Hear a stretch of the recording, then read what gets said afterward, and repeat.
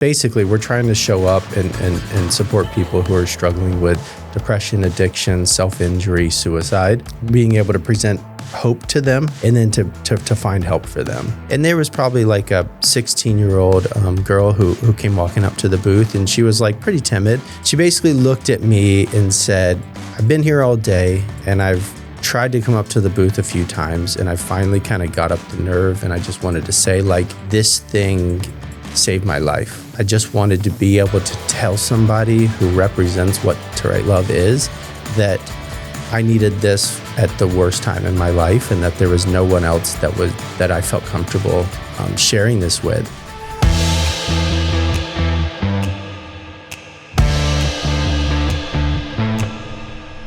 Welcome to the Studio 321 podcast, powered by Brightway, the Steve Trout Agency. We're sitting down with real estate pros, insurance nerds, mortgage masterminds, and local legends who are making moves on the Space Coast. Hosted by the best insurance crew in the 321. At Studio 321, it's all about community, real connections, and sharing a few laughs along the way. Strap in, let's launch into today's episode. All right, today's guest is someone I've known my entire life. He was my brother's best friend growing up. Our moms are best friends, so he's basically family. But beyond that, he's the Chief Marketing Officer at To Write Love on Our Arms, one of the most powerful mental health nonprofits on the planet. Based right here in Melbourne, Florida, To Write Love on Our Arms has been fighting stigma around depression, addiction, self-injury, and suicide since 2006, and they touch lives in over 100 countries. Mark, welcome to Studio 321. What's up, dude? Thank you. I'm glad to be here. Yeah, man, no, we're stoked to have you. It was really cool. Last Friday, we got to see the premiere of your guys' 20-year anniversary documentary. Yeah. Which was fantastic. I mean, I had been following you guys, throughout the years, but to see it up on the screen and to see how far you guys have come over 20 years, honestly, man, it was like a little emotional too, seeing it, like seeing your guys' journey and how much love you guys have put into this. It's really awesome to see. Thank you. The 20-year mark has been wild to even digest. I've been there 14 years. And then Jamie Torkowski, who started it and founded it, thinking back on like what 2006 was like, what the conversation in the space of mental health even was then, or lack thereof. So in working on the documentary, we spent like the last 8 months working on the documentary, and a lot goes into trying to fit 20 years into 20 minutes, which that was like the goal, was to try and make it basically a short form digital or online version of a documentary. So kind of understanding what that, or looking at what that existence was like starting in 2006, and then all of the different places and ways that the organization has showed up over the 20 years. It's been almost it's been amazing, almost just like shocking to be a part of and see all of that, even for the staff, even for To Write Love, right. Like folks that are there that watched the documentary for the first time like a month or so ago were like, I didn't even know that, or I didn't remember that happened. Like, it's just been so much over 20 years. So for those people that are watching that might not know, how would you explain To Write Love in Our Arms to people? It's honestly incredibly hard. It's a wild and strange name. The space of just mental health is very difficult. So, and truthfully, one of the reasons we made a documentary is to kind of honor 20 years, but also give people a chance to have a kind of a full understanding of, the scope or the width of what this organization is really doing. But basically, we're trying to show up and support people who are struggling with depression, addiction, self-injury, suicide. And that usually looks like either being able to present hope to them in a state where they're likely or possibly in a really hopeless place, and then to find help for them. So whether that's resources, professional counseling centers in their area, or be able to fund their treatment, which we've done. I think it's just at about $4.5 million of treatment has been funded over the last 20 years. Yeah, is it really just trying to help them find the help they need, or are you guys providing the resources directly, or is it through other parties? We're providing direction to resources. So we're very much a bridge to help. Gotcha. So whether we're meeting them at a really early stage where they haven't been open to anybody, you know, if you watch the documentary, which will be out in a few weeks, but if you watch it, like we highlight folks in there that they had never spoke to anybody about this before they ran into us or To Write Love and a team worker at the booth there and felt for whatever reason it was a safe space to be open to something they're going through. So, you know, we're trying to meet people at that super early stage where they've never been able to tell anybody what they're going through, all the way to, hey, I know I need help. I want to find help, or I have a loved one who needs help, but we don't know where to look. We don't know how we're going to pay for it, all of that. So we really opened our doors really in the last 10 years, 5 years, to making sure that we have the resources internally, whether it's on the finance side, whether it's a staff member who can help navigate that last step of like, hey, there's somebody in your area you can go sit down, you can talk to, who's going to be a safe space for you to work through this. Yeah. Yeah. And if you're listening to this and you want to help, we're going to have a page dedicated to today's podcast that you be able to visit and make a donation. And then Brightway Insurance is going to match up to $2,000 of the donation. So hoping we can raise a lot more than that. But if we get to 2,000, I will be matching that. So. That's amazing. Yeah. It's so huge for somebody like yourself or your business or whatever it is to support what's going on, because you know, I think currently we have upwards of 300 people who are on a wait list to be able to just receive financial help to be able to start their journey their process of recovery. So basically, from watching the documentary, you guys started, you go to like Warped Tour, you started at big music festivals type things. You had a booth where people could kind of walk up. I know that it showed, you know, people can write a letter, basically get their feelings out on paper. And that kind of starts the ball rolling for some people. Completely.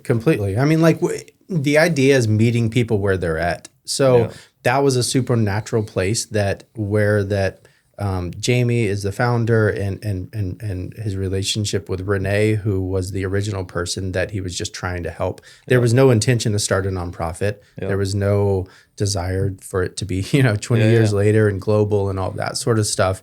But it really was right out of the gate, like show up for people and show up into these spaces where they're at and not try to, kind of like, I don't know, preach at them or whatever it may be, but just be there in a space that feels safe for them. Let them come to you. You don't impose on their space. And music's a happy place for most people. Completely. And it's a moving place or emotional place in the way that even To Write Love started and kind of the poetic side or the storytelling side is so kind of hand in hand with music lyrics and with kind of how people are moved by songs and stuff like that. So it just naturally met. And 20 years later, it's still very much one of the largest places that we go out and kind of interact with people. Yeah. No, that's awesome, man. And, if for me, when I was there Friday watching the documentary, I just couldn't help but think about, my childhood best friend, took his life 8 years ago. And I always carry a little bit of guilt around, you know what I mean? Like we had lost touch a little bit over the years and stuff. And, when I think about it, it's hard to talk about, but when I think about it, I do carry a little bit of guilt. Like, I wish I could have been I wish I could have been there for him. Sure. It's so horribly hard and it's so natural that Diana's wearing a shirt, people need other people. Like the idea, not even the idea, the words of that is intended that we're doing life with each other. I said, I got dressed and I was like, people need other people. And I was like, I need you. I literally said that to him as I got ready and he walked out the door. Yeah. And he left. He left me.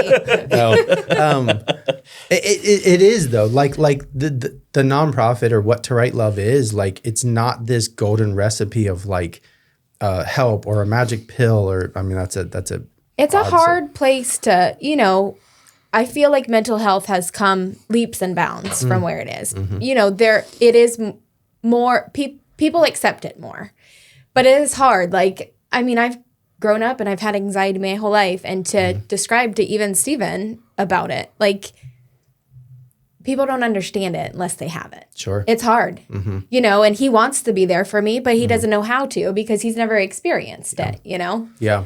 But I mean, you feeling like that you're in a place where you're all alone with it, where that nobody gets it, I mean, that's frankly what starts to lead people to the worst outcome, to the worst path, that it's never going to get better, that it's never going to change, that I'm stuck in this, that nobody cares, whatever it may be. So as an organization, as To Write Love, like, we have a team of people that it isn't just like plug and play. Like, we have a team of people that are highly devoted to and have experienced personally themselves. Entirely. Yes, Yeah. And it's a space, honestly, where we're super open about that. We're like, I mean, we're not sitting around in staff meetings entirely just like, you know, diving into everything we're walking through, but we're not hiding that either. Right. So it's like, if it's an open place to that, but to your point, like, it's people who are living through these things. So whether it's a social media person, whether it's communications, whether it's a graphic designer, whatever it is, like, we're making things to connect with people that are in a place that may not have somebody in their world right then that can be there for them. Yeah. And that was awesome how everybody on your staff shared their story, because you're going to find somebody that said, oh, wow, she went through it. I'm going through it. This is a safe space that I can reach out to. Sure. I feel like if people see your walks of life and see, you know, the trauma that you've been through, it's easier to open up. Very much, very much. Yeah. So, I mean, the goal of To Write Love has always been to share, to be a space where we're sharing these stories that people are walking through. I mean, a large part, like, we still have a blog, which isn't quite what it used to be in regards to just kind of digital space. But, like, you know, for years and years and years, our blog pages would just be this massive point of traffic that people would come to, because they're not just wanting to read a sad story or a heavy story. They're wanting to connect or hear somebody who's walking a similar life or a similar space that they are. And in that own way, that's super hopeful. That's one of the most hopeful things that we offer. Like, even if we weren't giving funds, even if we weren't offering, a funding for treatment, whatever it is, like, I stand on a place that the organization is needed just as an entity to show up for people and to share these stories, because typically some of the biggest things that we've heard feedback wise, or the people we interact with, is like, I needed you when I had nobody else, or I ran into, or I read these words when I didn't think anybody related or connected with what I was going through. And, like, you know, that, like, they literally will end that statement with, like, it saved my life. And so to feel like that, gosh, a blog or a social media post or a statement or whatever it is going out into the world and meeting somebody in where that they space. Need it. Yeah. And that's really been the heart of, like, the original story that Jamie wrote, called To Write Love on Her Arms, posted on a MySpace page. The very first reactions were like, I've never read anything that made me feel like there's somebody out there who also is living through what I'm living through. And correct me if I'm wrong, the way I interpreted it when I watched the documentary is she was cutting herself and writing stuff, like degrading things on her arms. And that's how To Write Love on Her Arms came into play. Yeah. Jamie wrote a story about what she was going through, called it To Write, like, basically, I wish she would write love on her arms. Instead of something harsh that was, words, lifting her up. And so, you know, and then took that statement, put it on the shirt that Steven's wearing, and was just like, can we raise a couple of $1,000s to help her get into a treatment facility? But my point earlier was like, never did anybody that imagine one person would turn into. Yeah, correct. That, like, her story would be so many other people's stories. And then the idea of sharing people's stories would be able to meet people in these really hopeless places in a way that other things weren't meeting them. Whether it's like it was a snowball effect. Yeah, whether it was school or counselors or maybe youth groups or whatever it is, like, everyone plays a different role. But, like, for whatever reason, this type of way has met people in a way, in such a unique way, that it frankly, globally, you know, like, people have gravitated towards this thing that it's like, they needed that in that moment. I know we were looking at the Facebook page. You guys last were going night. viral like before going viral was a thing. Yeah. With the MySpace. Yeah. And I thought that was the coolest part of the story. You know, it was like literally the movement started on MySpace. Talk about going back. Completely. I mean, when we were working on the documentary, I mean, originally I really wanted it to focus even more heavily on like, I mean, we could have made a whole storyline just on like how social media has played a role in all this and you know, in 20 years, but just like the advancement of it. I mean, it frankly was basically the first nonprofit that really utilized, whether you call it going viral or whatever it is, that utilized that space to advance the work that they were trying to do. Absolutely. In a super unintentional and organic way, which, you know, that's what's really unique about this. Like, it wasn't started to be like, hey, we really need a mental health nonprofit. It was starting to start one individual. Yeah, one individual, and just almost like anything great usually comes from the idea that there was a need and a person just genuinely wanted to show up for that need and didn't really have this methodical way that they were going to go about the business model and all that sort of thing. Not to, you know, most of the best businesses started that way. Yeah, I mean, you can't fake organic or you can't fake genuine. Typically, that's the hard, you know, I mean, you got to be a real professional marketer to make something feel very genuine and real. Yeah, absolutely. And, you know, I talk to our team a lot about it because it's like our ability, our need to communicate a message for a brand, for an entity, whatever it is, like it's a super heavy subject. So it's really hard.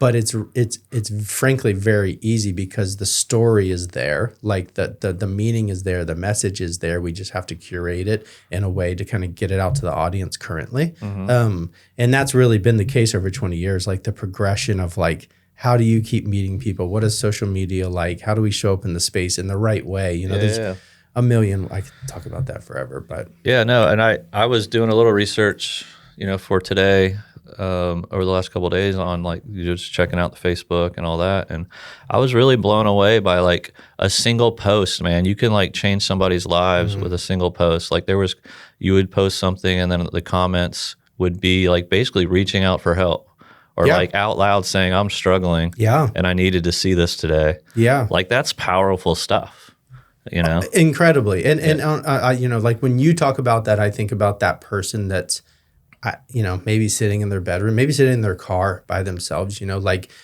being like, they don't have a space to say those words. They're saying them right there. And social media is in a place where people do comment what they're thinking and they do DM what they're thinking and stuff. And then on our side, you know, we have a communications team that at a regular business, you know, it's the same thing. Your idea is to come up with posts, come up with a schedule, to engage an audience, to try to create interest or reaction. Just with us, you know, the reaction is frankly like life or death sometimes, or life saving. It's not always a positive reaction, but like it's getting to the positive result. Yes, you know, it's got to start somewhere. And of course, it's not always going to be pretty, but completely. It's not going to be pretty. The reaching out and the starting to talk about the process is what's going to take you. So it's that first step. Yeah. Saying those words is like groundbreaking. Like we've had folks who, you know, like I said earlier, like they've come up or they've said,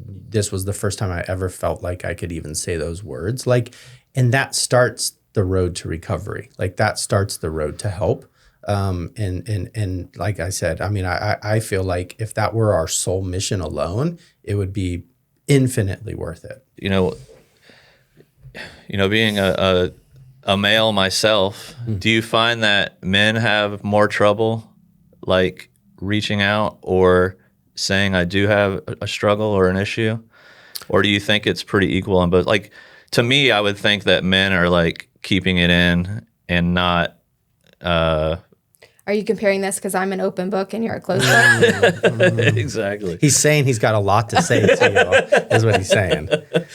No, but you know what I mean? Or does it? Very much. I think there's this stigmatized level that as a community, as a society we have that hopefully and seemingly has progressed to a much healthier place where it feels to talk. But certainly I think that that in a male side of things, you just have historically a place where you keep things in more, where it's not a group that feels so open to discuss things together. Undoubtedly there's that maybe additional stigma there where you feel like it's almost a sense of weakness. Right. You have to be the provider and the one that's strong. And how can this be happening to you if, Yeah.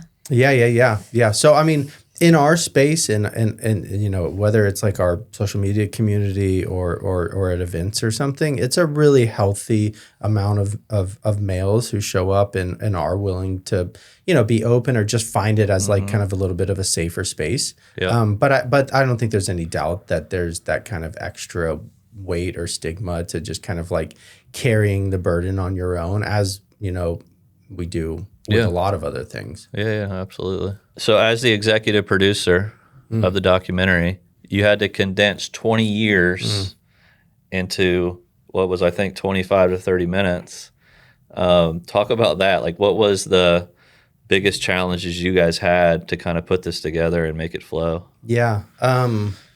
It was really tough because I know I've personally seen the inside of so much that I feel like I want people to be able to also see, whether it's kind of, I mean, like, even just the internal side of a staff that carries so much weight for people, there's so much kind of, not even just behind the scenes, but that the organization is that we didn't even get a chance to touch on. I mean, there's a little part in there where Lindsay, the executive director, kind of shares part of her own story with the idea that like every staff member, every person that's working at To Write Love has their own things that they've walked through. Yeah. And so, that was in there to at least touch on, obviously to care for her, but also just to touch on the idea that so many people go through that. It's a big thing. Yeah, for sure. But, so, there is just so much in 20 years. We sat down with our PR company who's worked with us for years and years and years, and they were a part of, the early days as well, where there was just, there was Rolling Stone magazine articles, there was huge bands wearing it, there was interviews, she had just so many additional things that, we want to put in there, but we wanted the storyline. We didn't want to make a documentary that was just like, here's 20 minutes of the highlight reel of how awesome this organization is. Like, we could, because you went through trials and tribulations just like everybody else. Yeah, and there's difficult moments, but also it's not even just about that. It's about the people that it's touched and reached. So to make sure we highlighted folks that have, that have had this impact on their lives. Well, I think you did a great job because I think I got everything out of it that you wanted people to get out of it. That means a lot. It really was. It was really good. Yeah, I probably August of last year. We obviously were looking at, March of 2026 is the 20-year anniversary, and just what are we going to do? How are we going to and for us as an organization, we've always made merchandise, and we've always, we're just, the team's really great at making relevant, interesting things, videos, posts, whatever it is that connect a storyline, which at that point would be like, hey, here's what this organization has done over 20 years. Here's how it's impacted so many lives, all this. But for me, it was like, I really wanted to make sure we had this kind of like milestone moment that honored where this thing started and where it is. How small it was. Yeah, how small it was, and how big it's grown. And how just all and then frankly, like it really ends with the idea that like it's needed more than ever. Like as much work as we feel like we've done, as much help, as much impact, as many lives that have been touched. Like we live in a society that's really hard for a lot of people, and so the idea that like this work isn't done. You guys are being, generous to fundraise this month and to help support what it is doing. And there's so many other people that play that role and that want to do that because it's not because of what we've done over 20 years, it's because of what needs to happen right now. Because people step in and they see your vision and they see your message and they want to be a part of it. Yeah. And honestly, even like you being open to share your story, like it's never more than one person removed what the thing that we're trying to meet, that the people we're trying to help. So like this year we're trying to reach 20,000 hours of care. So basically for us, we fund direct treatment into counseling centers. So if somebody reaches out, hey, I really need help. I have a niece that really needs help. We have no money to pay for this. We have a scholarship program. They fill out an application. We have someone that works internally, almost like a care worker or a caseworker. She processes that, works it through, and then works with you to find a facility, and then we pay that facility directly.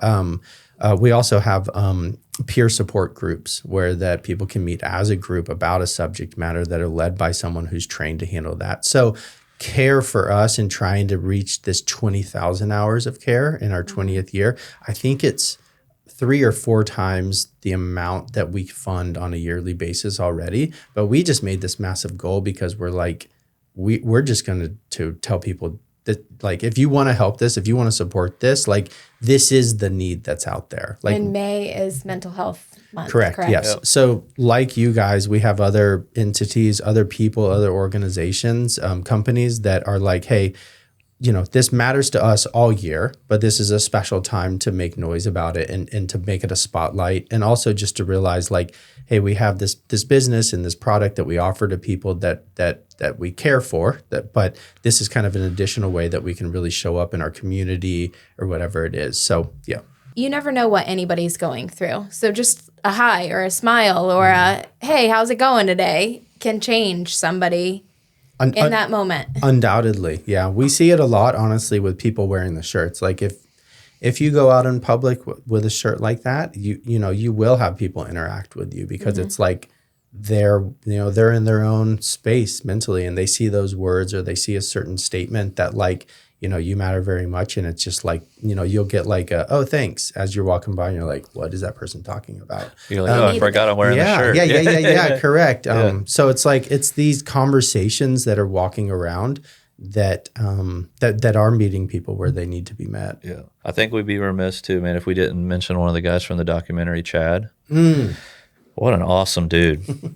I mean, like me and my brother Dave were talking afterwards, like, can you imagine the music that guy has seen and heard like on all these festivals he goes to? I mean, 20 years of just grinding, helping people, like driving the mission forward. I mean, he's like an incredible story on his own. Incredible, honestly. Like, Chad Moses, he after college, he came down to Florida because he had connected with To Write Love on Her Arms, but came down literally like 2006, 2007, and went to Cocoa Beach, but the office was in Cocoa Village. And he was just wandering around in Cocoa Beach, asking people if they knew where this office was that he was trying to find. He's like searching for it. Like they invited him down, but back then there wasn't easily. It wasn't. You weren't texting. You weren't looking it up real quick on Google Maps. Yeah, exactly. And so from that point forward, though, you know, and he shared at the event. You know, I mean, he's walked through some really heavy stuff in his own life, and so. Gosh, he shows up with so much care and compassion. Like, yes, the music's incredible. You know, it's like Red Hot Chili Peppers are playing on the stage or Foo Fighters or whatever. Yeah. And he's having this potentially like life's changing conversation with somebody that they haven't had a chance to ever talk. He probably doesn't even hear the music. Yeah. You know, like I don't know that I don't even know what his favorite music is these days to hear because he's there so much. Now, other staff members join those events sometimes too when we need additional staff. They get excited. Like they go to like if Noah Khan's headlining or like, you know, some other amazing act. It's awesome. It's an extra little perk. No, he definitely stood out as like somebody that has been a tremendous, you know, part of the mission and the movement. And that's what's great about that documentary. Like there's always going to be somebody in that you know, like I felt for, is it Liz? Lindsay. Because I know so many people that have gone through postpartum and it's a serious thing that people think once they have this child that they're, you know, they're losing it. Incredibly. Yeah.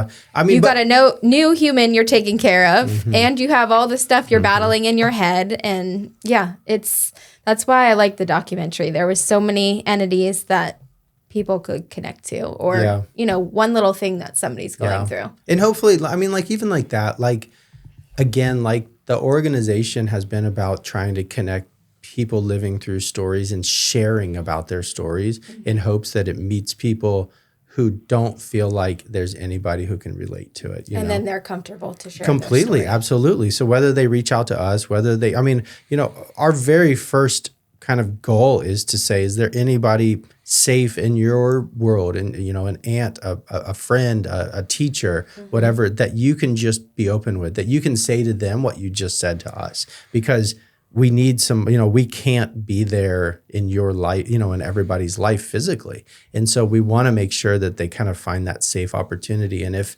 something we've put out or said has spurred that on, then like that first step on that bridge to recovery, like, is happening. And that like is just infinite in regards to what we feel like really needs to happen.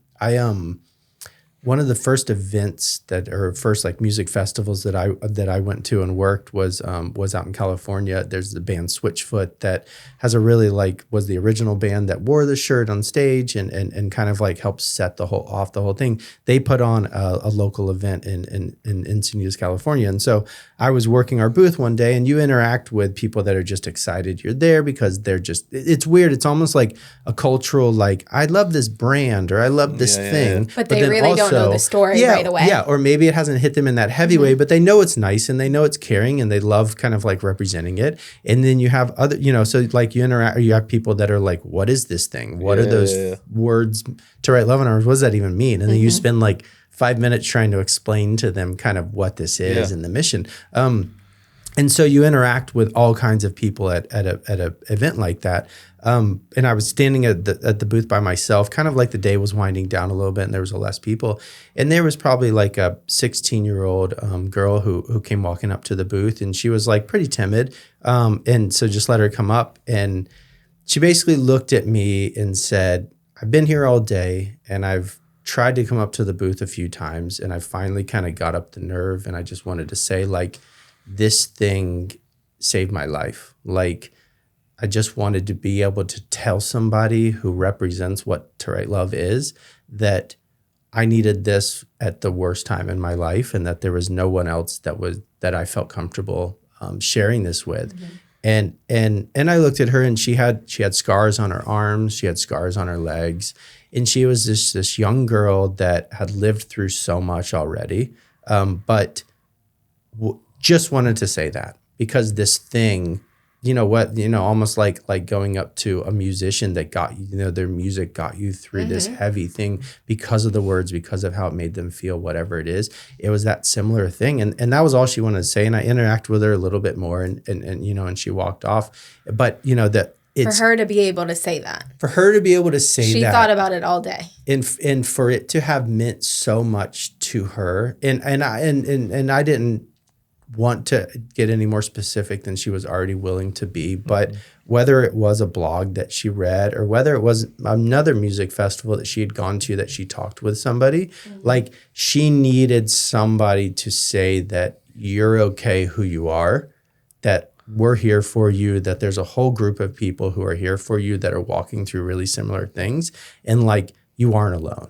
And she said that without saying all those exact words, and she walked off. That was 13 years ago or something. And I still think about that on almost a daily basis working at To Write Love, because as much work as it is, as much, merchandise and e-commerce and social media and all the regular businessy things, like, that's the person that we're showing up for. Like, that's the life that we're trying to be a part of. Yeah. And in that moment, you were the person for her. Yeah. And this thing, like this logo, these words, whatever it is, like this entity is a real thing to a person that has had their life impacted in that way. Yeah. And she needed that. And it was her chance to kind of like be able to say that verbally to somebody. And yeah, like I said, I mean, I just think about that so often, because it's like, I know well, we get so many of those messages, whether it's digital or in person. And you think too, how many events did she go to that you guys were at? And it's like she was probably comfortable because it was only you. Yep. You know, the crowds had subsided, and there was one person, and it was that opportunity that she knew she could take. Working at, so like Chad, who works in music festivals, I mean, working a music festival is a super unique thing for us. Like, you know, a lot of businesses are setting up there to sell products or be promotional for their brands or their companies or whatever it is. And of course, we're there to offer people things if they want to buy or support. But like, you know, we have this rule of no wearing sunglasses behind the booth because we want there to be like a personal eye-to-eye connection to just the conversation. We're not asking for it to be this heavy counseling session or whatever you want to just kind of like be open to. But we want to be able to receive them as a person and not be kind of like have this barrier in between them. And so there's just little unique things of what, you know, the folks that are working really hard out there are doing that are just setting it apart in those different ways. Yeah, and I would think like being part of a nonprofit like you guys are, and it's look at the one thing I've noticed over the years is the people there, they, I mean, incredibly care about what you guys are doing. Like, it's not just a job. It's not. Way deeper than that for everyone involved. It is. And I think that's like the most powerful thing that I noticed even being at the premiere is you can tell it's like, it's more, it's a full-on movement. It's not just, this is my job and I'm just here because of that. Like, I truly care. Like, you know what I mean? Yeah. Oh, very much. I mean, for the most part, we typically, even when hiring, have a conversation with them about like, what is what is your connection to the work that's happening, you know, and you know, there isn't this obligatory, like you haven't lived through, you haven't suffered through something enough to be able to relate enough. Like we obviously have positions and jobs, just, you know, we have bookkeeping, graphic design, social media. We have all the things that most businesses have, and we need talent to be able to execute those well. You need to have compassion, but you also need to have a hard shell because you see tough things. It's hard, yes. And to be able to like put that glass wall up and not take in all those feelings. Yeah, carrying that is heavy. We do a sabbatical program for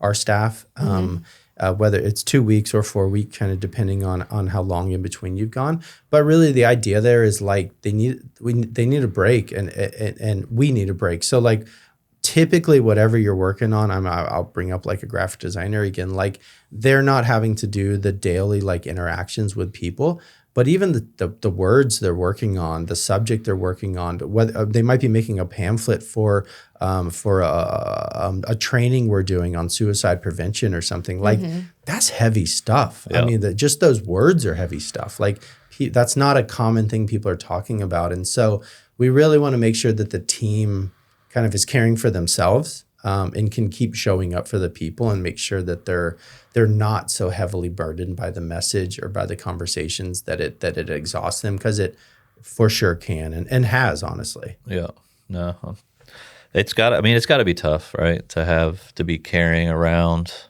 other people's grief because you want to be there for them so much, right? And you're like, because everyone there seems to like really pour themselves into what they're doing. It is heavy, yeah. Like taking care of yourself as a caretaker, you know, I mean, as a person who's trying to care for other people is super important. So of course, I mean, like, you know, all the staff has like mental health scholarshiping on their own, where it's like, you know, we almost encourage the idea that if you certainly need that, or if you're taking counseling during work hours or whatever it is. So the weight is really heavy, and you don't notice it often because you're just a part of it. And then you kind of step back and you're like, holy cow, like, especially, you know, a social media team or the team that goes through and interacts with, like, we have a rule where we reply to every single email that comes in. And some of them are like, hey, I want to put on an event for you in Oklahoma and try to raise money. And another one is like 5 paragraphs long talking about some of the most heavy stuff that this person's walked through. And they've felt safe to send that to us. And so like, we're going to care for that. Like, we're going to try to walk them on that bridge to recovery. But it's a heavy subject matter, and it's a team that like aren't robots, that are real people that like have lived through a lot of things themselves and are having to try to do that job to care and also kind of preserve their own. So on that note, what do you do for self-care? What do you do outside of To Write Love on Her Arms? Good question. Not enough, probably. But I do go to counseling. I went very consistently for years here locally in Melbourne. And then now it's kind of like a little bit more of like on a need basis. Do you still surf? I still surf. I don't surf as much as I should. I surfed a lot. So we're getting at you need to take more self-care. Yeah. My family would also say that. I don't do enough. And enough you pour surfing, into your enough kids. golfing, a lot of family life, a lot of kid life, trying to be there for them on this like latter part of having kids. But I surfing, golfing, fishing are kind of my go-tos that I don't go to enough probably.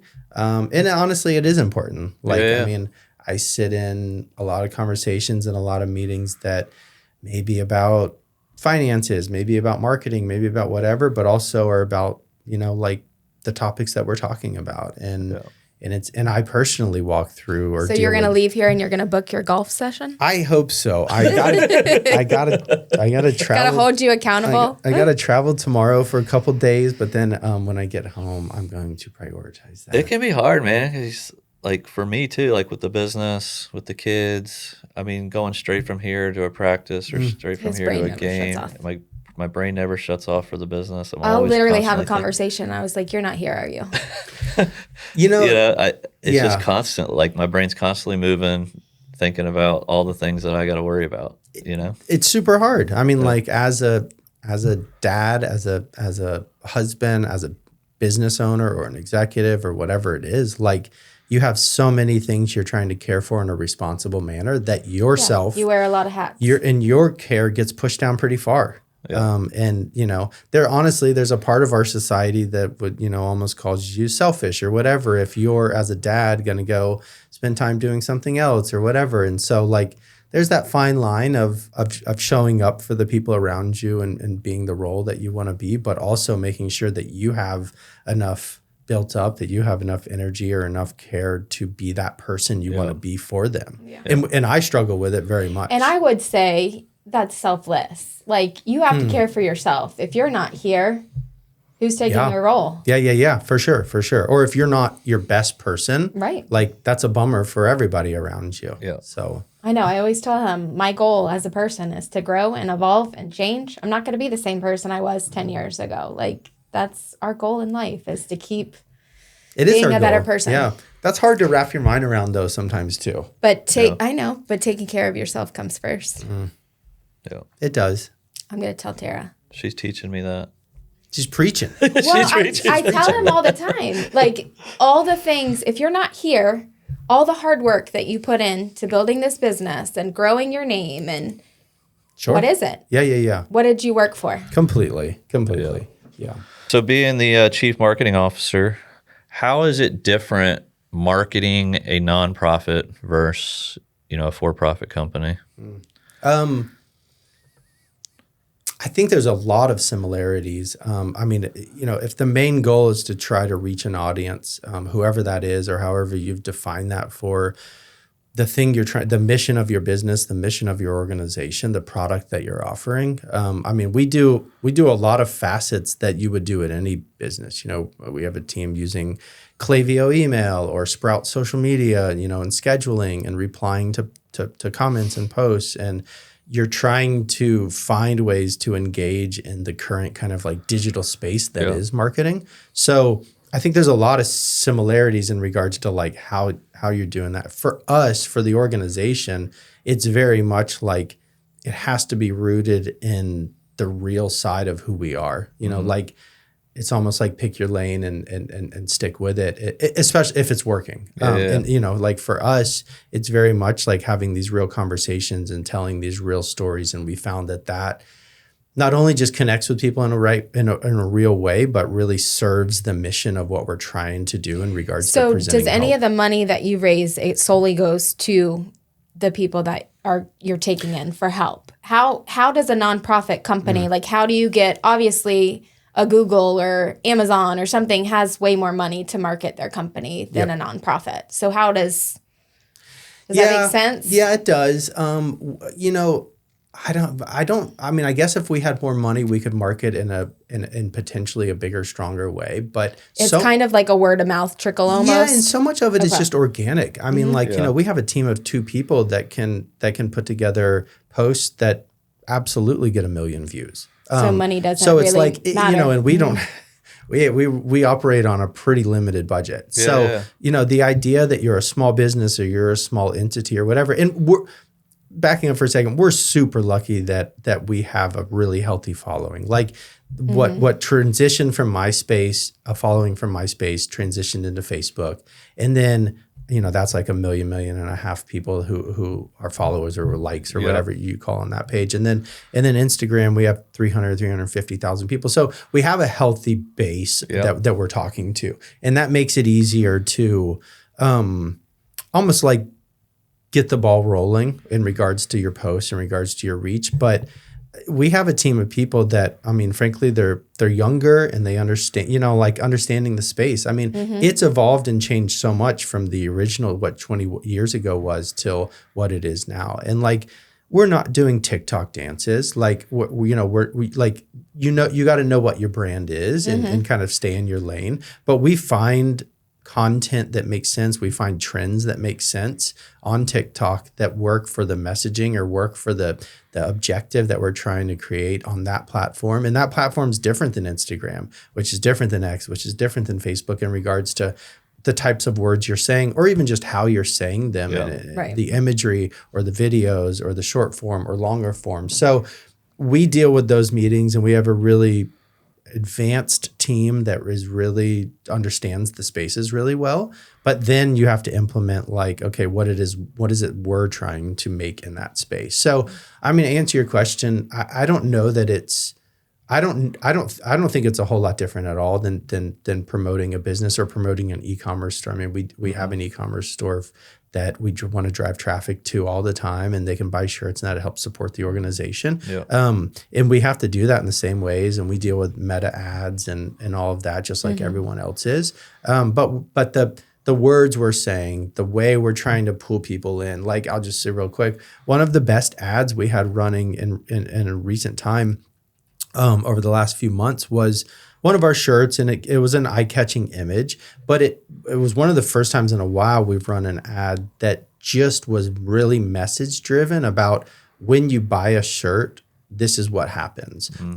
The people it reaches, the potential that's awesome. interaction. It shows somebody what their money's going towards. Yeah, so what it's going towards in regards to the help, and then also what happens when that shirt's out in the world. You absolutely don't know what the person sitting across from you at a restaurant or a diner or bookstore or whatever that reads the back of your shirt was going through that day. And the amount of times we hear that conversation. And then they look up to write love. Yeah, the story of a shirt. Or they just text a friend and they're or they reach out to their mom and they get back home because because kind of hope found them in this hopeless place. So we have an ad where it's, you can't say a whole lot in a few seconds or you lose people, but it basically is kind of saying this is more than a shirt. This is more than this. This is a message of hope for everybody. And that ad did incredible. Yeah. I mean, and pushed a bunch of traffic to e-commerce. So I say that in regards to it's not just we run offers, we run sales, we run discounts, all the same things that every type of store e-commerce does. And we figure out how to do that. And we have cost of goods and margins and everything's going to this end result of hope and help. But it just feels great when you feel like messaging or conversation connected with people even more so than 25% off for the next 48 hours.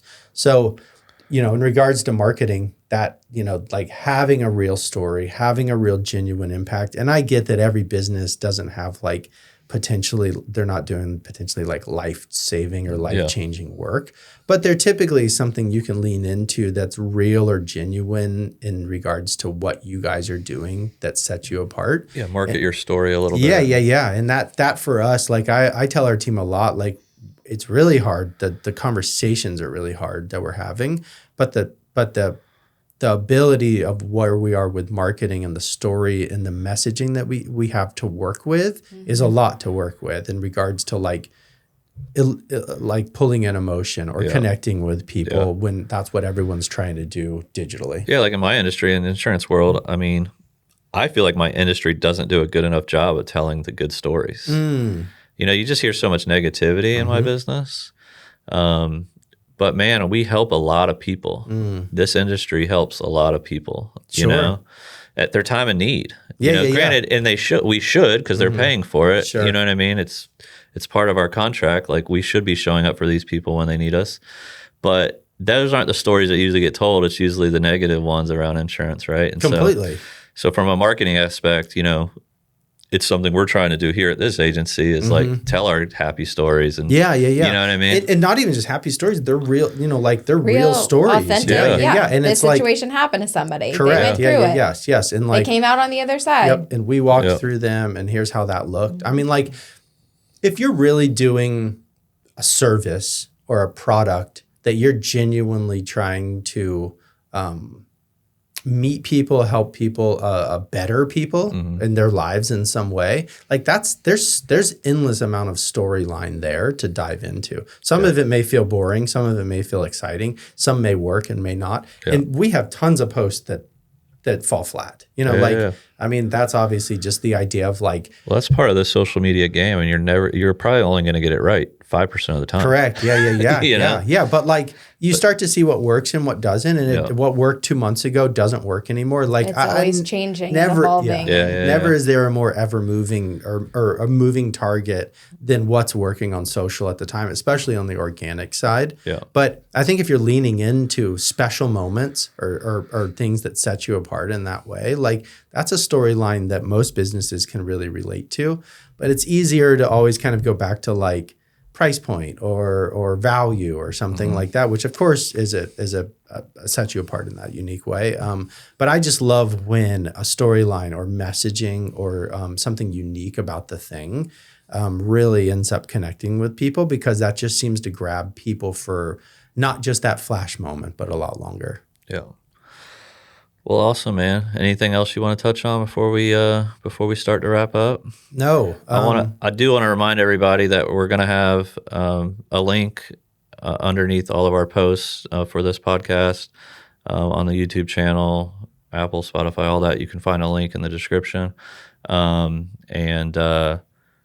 Please, if you feel encouraged to help, please May do is so. Mental Health Month. Yep. Help somebody. And I mean, I said no, but I was going to touch on that. Like, I can't express enough how much a donation like that does in regards to the folks that are hoping or waiting to, you know, be able to find financial help. And it doesn't have to be a big donation. It does not. Any dollar helps. We have existed.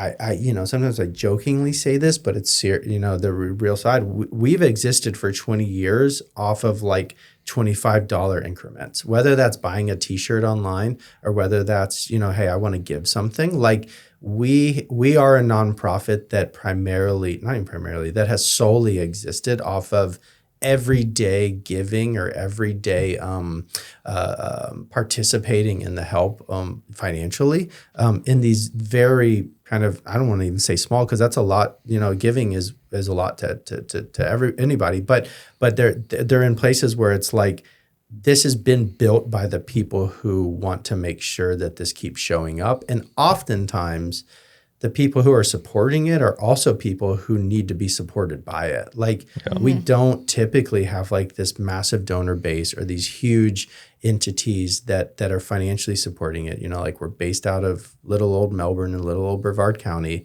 and we're reaching millions of people on with a very small team and a very small budget. And that's typically funded by your everyday person that just wants to be a part of the story and a part of meeting people where they're at. So I mean, you guys stepping up as a business is such a big thing in regards to helping support the mission, helping reach that goal of 20,000 hours this year, which will impact, you know, thousands and thousands of people. So that link will be there. And any other, you know, businesses that want to be a part of that, you know, can go to that link as well and give there too. Awesome. We're going to do everything we can to push it and raise as much money as we can. Yeah, man, now I'm excited. I'm looking forward to this coming out. Thanks so much. Thanks for coming in. Awesome. Thank you. Love you, Mark. See ya. That's a wrap for this episode of the Studio 321 podcast, powered by Brightway, the Steve Trout Agency. We can't thank you enough for being part of our journey. If you enjoyed this episode, be sure to subscribe, leave us a review, and share it with a friend. Until next time, 3, 2, 1, we're out.